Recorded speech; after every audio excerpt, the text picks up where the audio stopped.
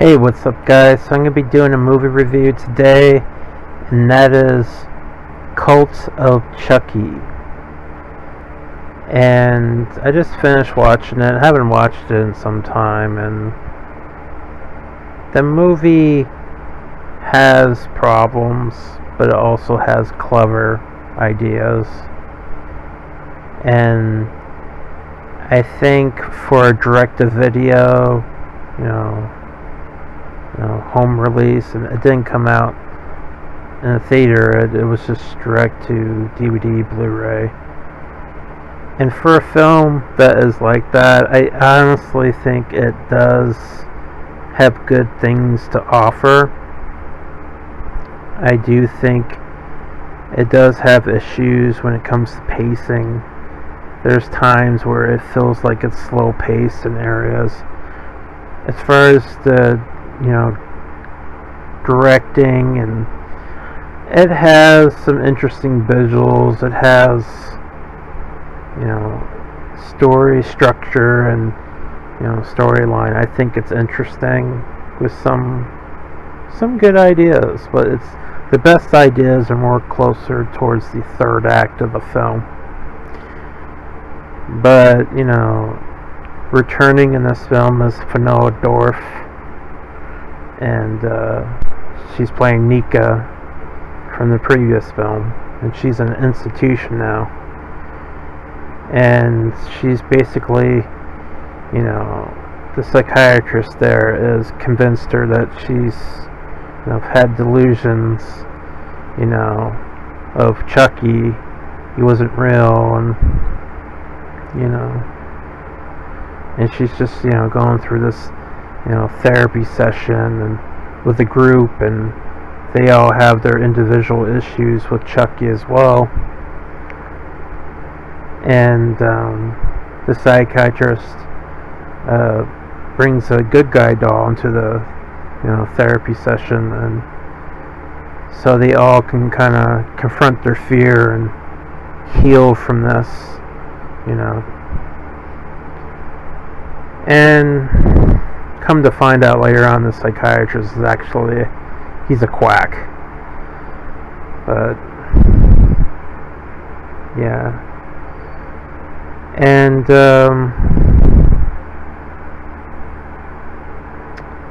I believe somebody sends a good guy doll there.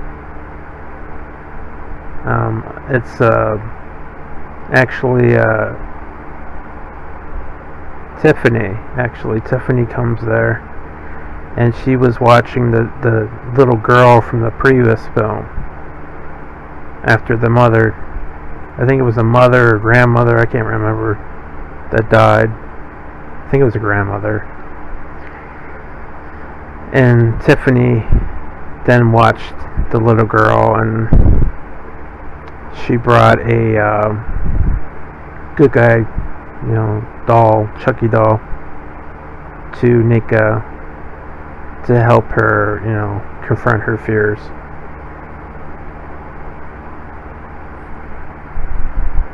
And so, yeah, I mean, more and more Chucky dolls keep, getting sent to this institution. And come to find out, it's Tiffany that's behind all this, really. She keeps sending these dolls there. She sent a doll to Andy Barclay, which, he's basically torturing this head of a Chucky doll, from the previous film, because he shot him at the end of the film. And he's just torturing, he's using a blowtorch, and just, I don't know why he's doing this. But he finds out from Chucky that he wasn't the only doll that was being sent. Tiffany was sending other dolls to him, to to other places. So he finds out that this institution, there's been killings there. So he goes there, and he knows that, Chucky is there.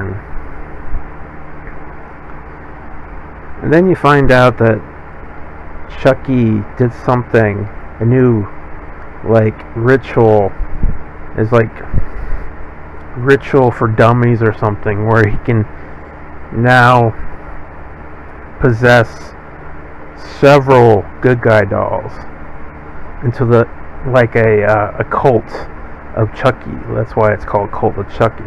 A cult of Chucky dolls. So he can now create an army of Chucky dolls. And also he can go into, any bodies. It could be, a kid or a adult. It could be anybody. And what he wants to do is he wants to possess Fanoa Dorth and be human again. That's your basic premise. That's basically your story. And that's a clever idea, to have multiple Chuckies all at once. But that's towards the third act of the film. The problem with this film is it has a lot of pacing issues.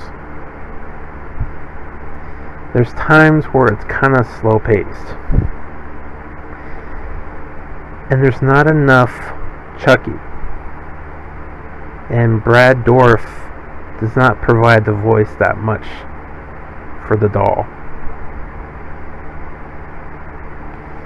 He's not really in this too much. When it shows Chucky and Brad Dourif is talking, the movie just lights up. It's really entertaining when Brad Dourif is front and center, but it's just so very little and so few and far in between throughout the picture. And it's mostly just about Nika and these supporting cast that I don't really give a crap about them. I don't care about the red-headed guy that likes Nika, who basically wants to be an imposter. He doesn't have his own identity. The girl who killed her son or daughter, I don't remember, she killed her child. And at one point she has where she takes a good guy doll, Chucky, and has where she breastfeeds him. I'm like, what the fuck? Then you get this other woman that's a schizophrenic who thinks she's seeing Chucky, but she's like, you're not real. But he's like, I am real. That was actually a funny scene, though. He's like, I'll come back for you later or something. She's like, you're not real. He's like, yes, I am real. That was actually kind of funny. But yeah, it's just the supporting cast. I mean, they're okay. They're okay. Some of them are okay, but some of them are annoying, and some of them just don't need to be there. It just feels like just filler. The movie feels too long. That's the one thing I can say about it. It feels too long. There's a lot of random moments that just don't make any sense. There's just a lot of things about it. It's just, the story is kind of incohesive at times. But I can't rant the film, but I can say it's definitely a lot weaker than the previous film. Curse of Chucky was a lot better than this. That went, back to the horror roots of Chucky, and I thought that was a nice comeback. This is a step down. I will say it was kind of interesting that Chucky finally possessed Nika, and now, he's back to being human again. That was interesting. But the thing is, she's paraplegic. So how the hell is he walking as Nika if he's possessed her. She should. I mean, he's, if he's in her body and he's possessing her, he should be paraplegic. It doesn't make much sense that since he's possessing her, suddenly he can walk around. It doesn't make any sense. If he's in her body, he should still be crippled. It doesn't make a whole lot of sense.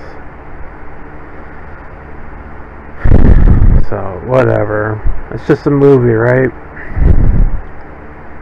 Even though they throw logic out the window with that one.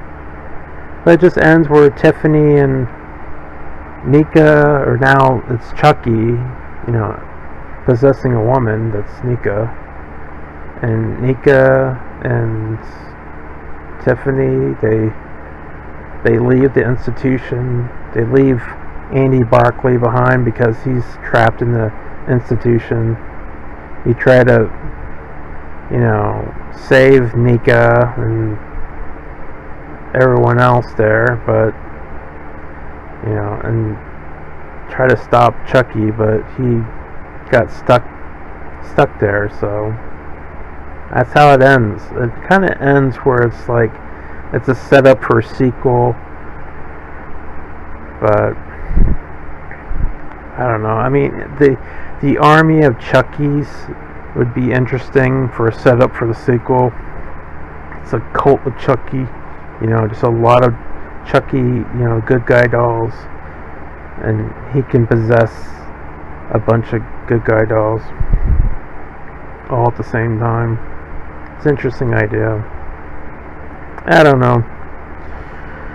This is one of those films that it has clever ideas, but it's in spurts, and a lot of pacing issues and supporting cast. It's not that interesting, and it's so. I mean, I find the whole institution thing and the psychological aspect to it is interesting. I find that interesting. Could it be all in their head? That Chucky isn't real. That's an interesting approach and something different to offer for the series, but at the same time, the execution isn't the best. It's like they needed to put more time into this. It feels like they had some good ideas, but they need to work on them. And Andy should have had more of a bigger part than he did. They should have focused more on Andy Barclay and Nika, and they should have took it in a different direction towards the first and second act of the film. They should have took in a different direction. So there was a lot of stuff that just was unnecessary. It felt like there was a lot of unnecessary stuff. There's some good stuff, but the good stuff was few and far in between. So I can't rant the film, but I can say I don't really recommend this movie either. I will say Brad Dourif is still as good as ever. For the little time, he did the voice for Chucky. Chucky looks okay. I mean, I didn't have a problem with the way he looked in the film. I didn't mind seeing Andy Barclay again, Alex Vincent. I didn't mind Nika's character. It's just,